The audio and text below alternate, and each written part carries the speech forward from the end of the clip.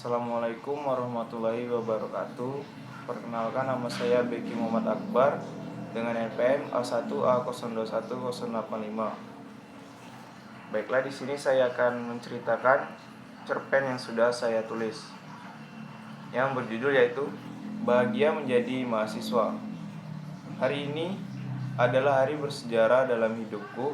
Ya, tepat 23 Agustus 2021, hari di mana aku resmi menjadi seorang mahasiswa. Status yang diinginkan oleh semua orang. Biaya kuliah yang tinggi mengakibatkan tidak semua orang dapat berkuliah. Inilah potret bangsaku. Pendidikan harus dibeli.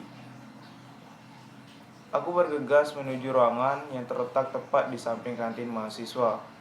Dengan percaya diri, kulangkahkan kaki dengan tegap memasuki ruang kelas. Jam tanganku menunjukkan pukul 8:05. Aduh, sudah terlambat, pasti dihukum nih, sahutku dalam hati.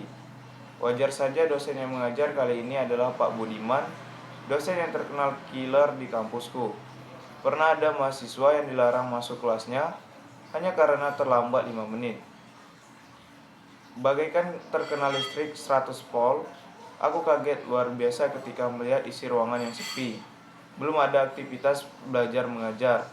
Hanya terdapat satu orang wanita, jilbabnya besar hingga menutupi hampir seluruh badannya. Wajahnya putih bersih, melihatku memasuki ruangan. Pandangannya tertuju begitu datar, tanpa ekspresi.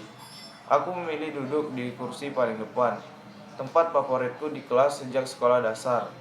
Karena menurutku posisi duduk paling depan lebih memudahkan dalam menyimak penjelasan dari dosen. Namaku Akbar, mahasiswa semester 2 di salah satu perguruan tinggi terbaik di kota Bengkulu. Ya, Universitas Bengkulu namanya. Perguruan tinggi yang mengajarkanku banyak hal, mulai dari ilmu ekonomi, ilmu sosial, hingga ilmu tentang cinta. Aku bukanlah mahasiswa dengan predikat kupu-kupu, kuliah pulang. Aktivitasku di kampus banyak bersinggungan dengan organisasi dan menjadi komti di kelas 2C, membuat hari-hariku dipenuhi dengan kesibukan. Tugas kuliah dan praktikum terkadang sampai terlupakan hanya karena fokus terhadap kegiatan organisasi dan tugas sebagai komti. Tetapi aku tetap mengutamakan prestasi. Terbukti dari IP semester lalu mencapai angka 3,81. Selain itu, aku juga beberapa kali menjuarai lomba-lomba karya tulis ilmiah. Karena bagiku, belajar, berprestasi, dan berorganisasi adalah rangkaian yang tidak terpisahkan. Di kelas aku memiliki 5 orang sahabat. Kelima orang tersebut adalah Naden, Rian, Fitra, Izon, dan Faisal. Di mana adalah dalam keseharian mereka sering sekali bersama di suatu tempat yang dikenal anak-anak sebagai tempat nongkrong tanggal tua, yaitu Bircok. Kami tidak canggung untuk melakukan unek-unek kami masing-masing di saat berkumpul bersama dan saling sharing pengalaman masing-masing. Mereka semua memiliki sifat masing-masing yang unik. Naden berasal daripada Mulat Tanding, memiliki sifat yang unik, yaitu membuat suasana sepi menjadi rame. Kalau berbicara asal ceplas-ceplos, tapi masih di batas kewajaran. Faisal, pemuda yang sudah lebih tinggal di Bengkulu dibanding keempat temannya, memiliki sifat yang cool. Kalau ngomong selalu bikin pedas telinga dengan kata-katanya yang kadang menusuk ke hati, tetapi kadang akan membuat kita sadar akan kelakuan kita masing-masing. Fitra, pemuda yang bisa dibilang paling senior di antara yang lainnya, memiliki sifat yang kadang membuat kita geli. Sering menjadi inspirasi dan sangat aktif dalam berbagai kesempatan yang dia ikuti. Rian memiliki sifat yang humoris, sering membantu teman, dan bisa dibilang paling muda di antara yang lainnya. Izon, pemuda yang selalu memiliki bahan cerita yang tidak ada habisnya dan kadang membuat bosan mendengar ceritanya. Kadang ada ceritanya yang menginspirasi dan banyak ceritanya yang membosankan. Meskipun berasal dan memiliki sifat yang berbeda-beda, banyak kejadian unik yang mereka alami bersama-sama selama 2 semester ini di kampus maupun di luar kampus. Pada suatu hari, tepat tanggal 23 Agustus 2021, kami berenam menjalani aktivitas untuk pertama kalinya, yaitu kuliah perdana Universitas Bengkulu. Sebelum berjalan ke kampus, hal yang ada di benak mereka pun ialah pasti akan bertemu Banyak cewek-cewek cantik sesama mahasiswa baru yang membuat mereka semangat untuk datang meskipun harus sudah ada di kampus tepat jam 7 dan melalui suhu yang relatif dingin. Mereka pun terpesona akan keindahan yang terdapat di Universitas Bengkulu yang memiliki bangunan-bangunan yang megah dan pemandangan yang indah serta tentunya cewek-cewek yang enak dipandang meskipun dalam keadaan ngantuk. Pada awalnya, masuk kelas pasti ada yang namanya perkenalan di depan kelas. Paling pertama dimulai dari Farid Iskandar. Banyak yang terkejut karena mereka pikir dia dari angkatan atas, tetapi sekalinya juga sama-sama maba. Farid menjadi sosok yang paling dihormati di kelas. Kemudian maju untuk memperkenalkan diri di depan kelas adalah Juni Kurniawan. Tampak terlihat dia masih kurang pede untuk berbicara di depan kelas dan banyak yang tidak tahu dia berasal dari mana karena sebelumnya belum pernah dengar tempat asalnya itu berada. Kemudian dilanjutkan oleh Fitra. Dia sangat pede dan tidak kelihatan canggung pada saat memperkenalkan diri, bahkan banyak yang ketawa akan logat yang ia gunakan. Kemudian dilanjutkan Ori Pranata. Pertama yang ada di benak teman-temannya bahwa Ori ini memiliki sifat yang cukup angkuh karena terlihat dari wajahnya. Tetapi seketika semua berubah ketika dia mulai memperkenalkan diri. Lanjut yang paling terakhir adalah Aditya Darussalam. Tampak seperti biasa-biasa saja saat ia memperkenalkan diri.